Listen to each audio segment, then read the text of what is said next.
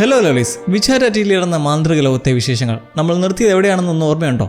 Coco അഗോത്തിന് മുന്നിൽ തലകറങ്ങി അവശയായി വീഴുന്നതും അവളെ എത്രയും വേഗം ആശാനെ കിഫ്രി മാന്ത്രികതകരമായ കാലിലേക്ക് കൊണ്ടുപോയി. അവിടെ വെച്ച് ടാർട്ട എന്ന ബുദ്ധിമാനായ ചെക്കൻ്റെ സഹായത്തോടെ അവർ ആശുപത്രിയിലേക്ക് എത്തി. ഉടൻ തന്നെ ചികിത്സയ്ക്കായി കൈമാറി പുറത്തങ്ങനെ നിൽക്കെ ടാർട്ടയുടെ മനസ്സിലേക്ക് വന്നത് മുന്നത്തെ ആ വെളിച്ചത്തെക്കുറിച്ചാണ്. വിലക്കപ്പെട്ട മന്ത്രം കിഫ്രി കണ്ടെത്തി പരീക്ഷിച്ചപ്പോൾ വന്ന മന്ത്രം. എനിക്കൊരു കാര്യം ചോദിക്കാനുണ്ടെന്ന് ടാർട്ട നിൽക്കുന്നത് കണ്ട് നമ്മൾ നിർത്തിയപ്പോൾ പുതിയ അധ്യായം തുടങ്ങുന്നത് നമ്മുടെ കിഫ്രിയുടെ ഒരു കട്ട എക്സൈറ്റ്മെൻറ്റോടെയാണ്. ടാർട്ടയ്ക്ക് മാജിക്കിനെ കുറിച്ച് എന്തോ ചോദിക്കാനുണ്ടെന്ന് അറിഞ്ഞപ്പോൾ പുള്ളിക്കാരന് സന്തോഷം അടക്കാൻ വയ്യ. എന്ത് വേണമെങ്കിലും ചോദിച്ചോടാ മോനെ, ഞാൻ എല്ലാം പഠിപ്പിച്ചു തരാം എന്ന മട്ടിലാണ് കിഫ്രി നിൽക്കുന്നത്. പുതിയ തലമുറയിലെ കുട്ടികൾ മാജിക്കിൽ താല്പര്യം കാണിക്കുന്നത് പുള്ളിക്ക് അത്രയും ഇഷ്ടമുള്ള കാര്യമാണ്. പക്ഷേ ടാർട്ട കാര്യം പറഞ്ഞ് തുടങ്ങുന്നതിന് മുമ്പ് തന്നെ അവിടെ ഒരു അപ്രതീക്ഷിത തടസ്സം വന്നു. ഒരു ലേഡി ഡോക്ടർ അങ്ങോട്ടേക്ക് ദേഷ്യപ്പെട്ട് കയറി വരികയാണ്. കാര്യം തിരക്കിയപ്പോഴേ മനസ്സിലായത് നമ്മുടെ കോക്കോയ്ക്ക് നല്ല കടും പനിയാണ്. അതും കഠിനമായ ക്ഷീണവും അമിതാധ്വാനവും കാരണം. ഡോക്ടർ കിഫ്രി ഇട്ടങ്ങ് വലിച്ചു കയറുകയാണ് ചെയ്തത്. കുട്ടികളുടെ കാര്യത്തിൽ മുതിർന്നവർക്ക് കുറച്ചെങ്കിലും ഉത്തരവാദിത്വം വേണ്ടേ? എത്ര വലിയ പരീക്ഷണങ്ങളും പഠിപ്പീരും ആണെങ്കിലും മുതിർന്ന ആളുകൾ കുറച്ചുകൂടെ ശ്രദ്ധിക്കേണ്ടതായിരുന്നു എന്നൊക്കെ ചോദിച്ചിട്ട് നല്ല ശകാരം. പാവം കിഫ്രി ഒരു ചെറുത്തുവെപ്പുമില്ലാതെ എല്ലാം സമ്മതിച്ചു.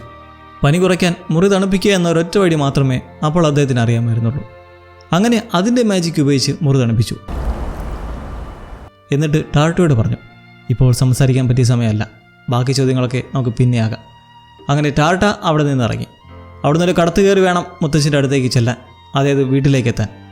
മുന്നേ കൂട്ടുകാരുമൊത്തുള്ള കളിക്ക് ശേഷം പോകാൻ നടന്നപ്പോഴല്ലായിരുന്നോ കിഫ്രി കോക്കോമയെ മുന്നിൽ പെട്ടതും അവരെ സഹായിച്ച് ആശുപത്രിയിലേക്കുള്ള വഴി കാണിച്ചു കൊടുത്തതും. അങ്ങനെ ഇപ്പോൾ തിരിച്ച് വീട്ടിലേക്ക് പോകാൻ ഫെറി പിടിക്കാനായിട്ട് എത്തുന്നതും പണി വാളി. അവൻ തന്നെ മാന്ത്രിക തൊപ്പി അവിടെ തന്നെ മറന്നു വെച്ചു. ഒരു വിച്ചാണെന്ന് തെളിയിക്കാൻ ആ തൊപ്പി ഇല്ലാതെ പറ്റില്ലല്ലോ. തൊപ്പി ഇല്ലാത്തതുകൊണ്ട് കടത്തുകാരൻ അവനെ വിച്ചായി അംഗീകരിച്ചതുമില്ല, യാത്ര ചെയ്യാൻ കഴിഞ്ഞതുമില്ല. ഇതേ സമയം ആശുപത്രിയിൽ മറ്റൊരു വിഷയം നടക്കുകയാണ്. അടുത്തുള്ള എവിടെയോ വലിയൊരു തീപിടുത്തം ഉണ്ടായിരിക്കുന്നു. സഹായം ചോദിച്ച ഒരാൾ അങ്ങോട്ടേക്ക് ഓടി വന്നു. മന്ത്രവാദിയെ കണ്ടതും തീ അണയ്ക്കാൻ കിഫ്രിയുടെ സഹായം വേണം. കോക്കയെ തനിച്ചാക്കി പോകാൻ മടി ഉണ്ടായിരുന്നെങ്കിലും സാഹചര്യത്തിന് ഗൗരവമോർത്ത് കിഫ്രി വളരെ വിമിഷ്ടത്തോടെയാണെങ്കിലും ആ തീപിടുത്തം ഉണ്ടായ സ്ഥലത്തേക്ക് തിരിച്ചു. അങ്ങനെ ആശുപത്രിയിൽ കോക്കോ ഇപ്പോൾ പൂർണ്ണമായും തനിച്ചാവുകയാണ്. പക്ഷേ കോക്കോ അധികം നേരം തനിച്ചായില്ല കേട്ടോ. ടാർട്ട വീണ്ടും ആശുപത്രിയിലേക്ക് തന്നെ മടങ്ങിയെത്തി. അവിടെ വെച്ചാൻ പനിച്ച് വിറങ്ങളിച്ച് കിടക്കുന്ന കോക്കോയെ വീണ്ടും കണ്ടു. അവളെ സഹായിക്കണമെന്ന് വിചാരിച്ച് പനി കുറയ്ക്കാനുള്ള ട്രാങ്കുലീഫ് എന്ന മരുന്നെടുക്കാൻ അവൻ നോക്കി. പക്ഷെ അവിടെയാണ് വലിയൊരു ടെസ്റ്റ്. ആ മരുന്ന് കുപ്പികളിൽ ഒന്നിനും ലേബൽ ഒടിച്ചിട്ടുണ്ടായിരുന്നില്ല. ടാർട്ടയുടെ സിൽവർ വാഷ് കണ്ണുകളുടെ പ്രത്യേകത കാരണം അവൻ ആകെ നിരാശ തോന്നി. കാരണം നിറങ്ങൾ കൃത്യമായി തിരിച്ചറിയാൻ കഴിവില്ലല്ലോ. തൻ്റെ ഈ കാഴ്ച വൈകല്യം കാരണം കോക്കോയെ പോലും സഹായിക്കാൻ പറ്റുന്നില്ലല്ലോ എന്നോർത്ത് അവൻ തകർന്നുപോയി. പണ്ടാരോ അവനോട് പറഞ്ഞ ക്രൂരമായ വാക്കുകൾ അവൻ്റെ ഓർമ്മയിലേക്ക് വന്നു. നിനക്കൊരിക്കലും ഒരു വിച്ചാകാൻ കഴിയില്ല, ഒരു മാജിക് സ്റ്റേഷനറായാൽ പോലും നീ പരാജയപ്പെടും. പക്ഷേ നമ്മുടെ ടാർട്ട അങ്ങനെയൊന്നും തോറ്റുകൊടുക്കാൻ തയ്യാറല്ലായിരുന്നു. അവൻ മനസ്സുറപ്പോടെ മറ്റൊരു വഴി ആലോചിച്ചു. അവിടെ വേപ്പർ ബബിൾ ഇരിക്കുന്ന കണ്ട് അതുപയോഗിച്ച് കുപ്പികളിലെ ദ്രാവകം മുഴുവൻ മാറ്റിയാൽ അടിയിൽ അവശേഷിക്കുന്ന ആ മരത്തിൻ്റെ മൂലകം എന്താണെന്ന് കണ്ടെത്താം. ട്രാങ്കുലീഫ് എന്നത് മരത്തിന് ഉണക്കി പിടിച്ച പൊടി കൊണ്ടാണ് നിർമ്മിക്കുന്നത്. അപ്പോൾ ഇങ്ങനെ ചെയ്താൽ പൊടി ഏതിലാണെന്ന് കണ്ടെത്തി അത് മനസ്സിലാക്കാം എന്നവൻ ചിന്തിച്ചു. പക്ഷെ അവിടെയും മറ്റൊരു വലിയ മതിൽ വന്നു നിന്നു. ദ്രാവകം മാറ്റിയപ്പോൾ അവന് 3 കുപ്പികളിലായി മരുന്ന് പൊടികൾ കിട്ടി. പക്ഷെ ഇതിലേതാണ് യഥാർത്ഥ ട്രാങ്കുലീഫ് എന്ന് തിരിച്ചറിയാൻ ഒരു വഴിയുമില്ല, കാരണം 3ഉം ഒരുപോലെ ഇരിക്കുന്നു. ആ സമയത്താണ് കോക്കോ അവനൊരു വഴി കാണിച്ചു കൊടുക്കുന്നത്. കട്ടിയുള്ള വസ്തുക്കളെ പൊടിയാക്കി മാറ്റുന്നൊരു മാജിക് ചിഹ്നം കോക്കോ അവന് കാണിച്ചു കൊടുത്തു. മുന്നേ റിച്ച് ചെയ്ത ഓർമ്മയില്ലേ അത്. അപ്പോൾ ഇത് വെച്ചിട്ട് അവരൊരു ബുദ്ധി പ്രയോഗിച്ചു. ഈ മാജിക് ചിഹ്നങ്ങൾ തലതിരിച്ച്, അതായത് ഇൻവേർട്ടായി വരച്ചാൽ എന്ത് സംഭവിക്കും? പൊടി വീണ്ടും അതിൻ്റെ പഴയ കട്ടിയുള്ള രൂപത്തിലേക്ക് മാറും. അങ്ങനെ ആയാൽ ട്രാങ്കുലീഫില ഏതാണെന്ന് പെട്ടെന്ന് തിരിച്ചറിയാം. അങ്ങനെ ആദ്യത്തെ ശ്രമത്തിൽ അവശയായി കിടുങ്ങി വരച്ച് നിന്ന കോക്കോ വരച്ച ചെറിയൊരു പിഴവ് കാരണം സ്പെൽ വർക്കായില്ല.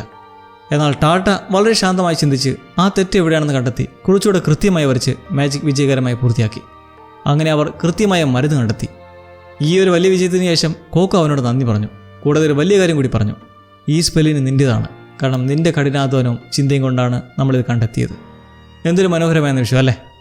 കൂടുതൽ മരുന്നുകൾക്കായി ടാർട്ട സ്റ്റോർ റൂമിലേക്ക് പോയപ്പോൾ ആ ലേഡി ഡോക്ടർ അവനെ അവിടെ വെച്ച് പിടികൂടി.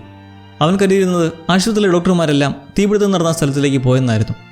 അങ്ങനെ ഇപ്പോൾ പിടിക്കപ്പെടുന്നതും മുതിർന്നവരുടെ അനുവാദമില്ലാതെ മരുന്നുകൾ തൊടുന്നുവോ എന്ന് ചോദിച്ച് ആദ്യം നല്ല ചീത്ത വിളിച്ചെങ്കിലും അവൻ ചെയ്ത ബുദ്ധിപരമായ കാര്യം മനസ്സിലാക്കിയപ്പോൾ ഡോക്ടർ അവനെ അഭിനന്ദിക്കാനും മടിച്ചില്ല. മറുവശത്ത് കിഫ്രയും മറ്റു വിച്ചുകളും ചേർന്ന് ആ വലിയ തീപിടുത്തം വിജയകരമായി അണച്ചു. തിരിച്ച് ആശുപത്രിയിലെത്തിയ കിഫ്രെ കോക്കോയും ടാർട്ടയും സുരക്ഷിതരാണെന്ന് കണ്ട് ആശ്വസിച്ചു. അങ്ങനെ അടുത്ത ദിവസം രാവിലെ തന്നെ കോക്കോ പൂർണ്ണ ആരോഗ്യവതിയായി. എല്ലാവരും അവിടെ നിന്ന് യാത്ര തിരിച്ചു. രാവിലെ തന്നെ കൊച്ചുമോനെ കാണഞ്ഞ് നോൾണോ അവിടേക്ക് എത്തിയിരുന്നു. കിഫ്രിയുടെ കൂടെ ആയിരുന്നുവെന്നും ഈ ആശുപത്രി കേസിനെ കുറിച്ച് അറിഞ്ഞപ്പോൾ അദ്ദേഹത്തിന് വലിയ സന്തോഷം തോന്നി. ഇതെല്ലാം ഒളിച്ചുകൊണ്ട് ആ വെള്ളക്കാരൻ കേട്ട് നിൽപ്പുണ്ടായിരുന്നു. തലേദിവസം ടാർട്ടയെ തൊപ്പിയില്ലാത്തതിൻ്റെ പേരിൽ വെള്ളത്തിൽ കയറ്റതിൻ്റെ ചെറിയ നാണക്കേടും ഉണ്ട്. നോൾണോ കിഫ്രിയോട് സന്തോഷം പ്രകടിപ്പിച്ച് നിൽക്കെ ടാർട്ട പെട്ടെന്ന് എനിക്കൊരു കാര്യം പറയുന്നുണ്ട് എന്ന് നിന്നു. ഇത് കേട്ടതും വെള്ളക്കാരെ ഒളിച്ചു, ഇനി തന്നെക്കുറിച്ചുള്ള പരാതിയായിരിക്കുമെന്ന് കരുതിയിട്ട്. എന്നാൽ സംഭവം അതല്ലായിരുന്നു. ടാർട്ട ആ നിഗൂഢമായ വെളിച്ചത്തെക്കുറിച്ച് കിഫ്രിയോടും തൻ്റെ മുത്തശ്ശനോടും ചോദിക്കാൻ ശ്രമിച്ചു. എന്നാൽ മുത്തശ്ശന് അവൻ എന്താണ് ചോദിക്കുന്നത് ഒട്ടും മനസ്സിലായില്ല. കാരണം ഓൾറെഡി കിഫ്രി ഓർമ്മ വായിച്ചു കളഞ്ഞല്ലേ. എന്നാൽ അവനാവട്ടെ തനിക്കൊന്നും അറിയില്ലെന്ന ഭാവത്തിൽ കള്ളം പറഞ്ഞ് ഒഴിഞ്ഞു മാറി. ഇവിടെ കിഫ്രിയെക്കുറിച്ച് സംശയിക്കേണ്ടിയിരിക്കുന്നു. തൻ്റെ തോന്നലാണെന്ന് ടാർട്ട സംശയിച്ചെങ്കിലും എന്തായാലും താൻ സ്വന്തമായി അതന്വേഷിക്കാൻ പോവുകയാണെന്ന് ആലോചിച്ച് അങ്ങനെ തിരിച്ച് വീട്ടിലേക്ക് പോകാൻ ടാർട്ട ബോട്ടിൽ കയറിയപ്പോൾ അവൻ കോക്കോയോട് ഉറക്കെ വിളിച്ചു പറഞ്ഞു, ഞാൻ നിനക്കായി എൻ്റെ സ്വന്തം മാജിക് ഉപയോഗിച്ച് ഒരു മാന്ത്രിക പേന കൊത്തിയുണ്ടാക്കി തരും. ഇത് കേട്ടതും കോക്കോ വലിയൊരു ചിരിയോടെ പറഞ്ഞു, ഞാനതിനായി കാത്തിരിക്കുകയാണ്. അങ്ങനെ ഈ പനി കൊണ്ട് ഒരു വലിയ ഗുണമുണ്ടാവുന്നത് തലേ രാത്രിയിലെ സംഭവത്തോടെ കോക്കോ ഒരു വലിയ കാര്യം തിരിച്ചറിഞ്ഞു. തൻ്റെ അമ്മയെ ശാപത്തിൽ നിന്ന് രക്ഷിക്കാൻ അവൾ ഒരു പടി കൂടി അടുത്ത് കഴിഞ്ഞിരിക്കുന്നു. കാരണം ആ മാന്ത്രിക ചിഹ്നം തലതിരിച്ച് വരച്ചാൽ അതിൻ്റെ നേരെ വിപരീതമായ ഫലം, ഓപ്പോസിറ്റ് എഫക്റ്റ് കിട്ടുമെന്ന് അവൾക്ക് ഇപ്പോൾ ഉറപ്പായി.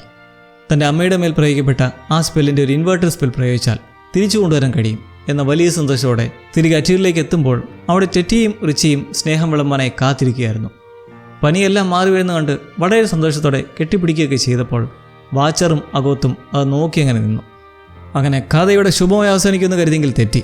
കഥയുടെ അവസാനം നമ്മളെ ഞെട്ടിച്ചുകൊണ്ട് മറ്റൊരു ബ്രിംഡ് ക്യാപ്പ് രംഗപ്രവേശം ചെയ്യുകയാണ്. എന്നാൽ അതിന് ഒരു ശരീരമില്ല, വെറും ഒരു തൊപ്പിയും ഒരു കോട്ടും മാത്രമാണ് വായുവിൽ ഒഴുകി നടക്കുന്നത്. വിലക്കപ്പെട്ട മാന്ത്രികതയിൽ അവർ എത്രത്തോളം ആഴത്തിൽ പോയിട്ടുണ്ടെന്ന് കാണിക്കുന്ന ഒന്നായിരുന്നു ആ കാഴ്ച. അടുത്ത വലിയൊരു കൊടുങ്കാറ്റിന് തുടക്കമായിരുന്നു അത്. തങ്ങളുടെ ആദ്യ പരീക്ഷണം ഇപ്പോൾ പരാജയപ്പെട്ട സ്ഥിതിക്ക് അവിടെ അടുത്ത നീക്കം അതേറെ അപകടമുണ്ടാക്കുന്നത്. ശിഷ്യരെ ഓരോ പരീക്ഷണത്തിന് വിടുമ്പോൾ ഗുരു അവരെ സംരക്ഷിക്കാൻ ഉണ്ടാവില്ല. ശിഷ്യർ ഒറ്റയ്ക്കായിരിക്കും. ആ സമയം നമ്മൾ കൃത്യമായി ഉപയോഗിക്കണം എന്ന പദ്ധതി അവർ മെനയുമ്പോൾ അവിടെ അറ്റീരിയലും കുട്ടികളുടെ അടുത്ത പരീക്ഷയുടെ സമയം എത്തിയിരിക്കുകയാണ്. ചിന്തിക്കാൻ പോലും കഴിയാതെ ആ പരീക്ഷകളിൽ കൊടിയ അപകടം ഒളിച്ചിരിക്കുന്നത് കിഫ്രി പോലും അറിയുന്നില്ല. ഇനി എന്താകുമെന്ന് നമുക്ക് കണ്ടറിയണം. സിമ്പിളായി പറഞ്ഞാൽ വിച്ചർ ടീലർ സീരീസിൻ്റെ ഈ 10ാം എപ്പിസോഡ് ചെറിയ ചില കുറവുകളുണ്ടെങ്കിലും മൊത്തത്തിൽ നല്ല അനുഭവം തന്നെയാണ്. മുമ്പത്തെ എപ്പിസോഡിൻ്റെ അവസാനത്തുന്ന ആ വലിയ ക്ലിഫ് ഹാങ്ങറിനെ ഈ എപ്പിസോഡിൻ്റെ പകുതിയിലധികം സമയവും അവർ പൂർണ്ണമായും മറന്നു കളഞ്ഞ പോലെ തോന്നി. അവസാനം അത് കൊണ്ടുവന്നെങ്കിലും വളരെ പെട്ടെന്ന് തന്നെ തീർത്തു. അത് കാണികൾക്ക് ചെറിയ നിരാശ നൽകിയേക്കാം.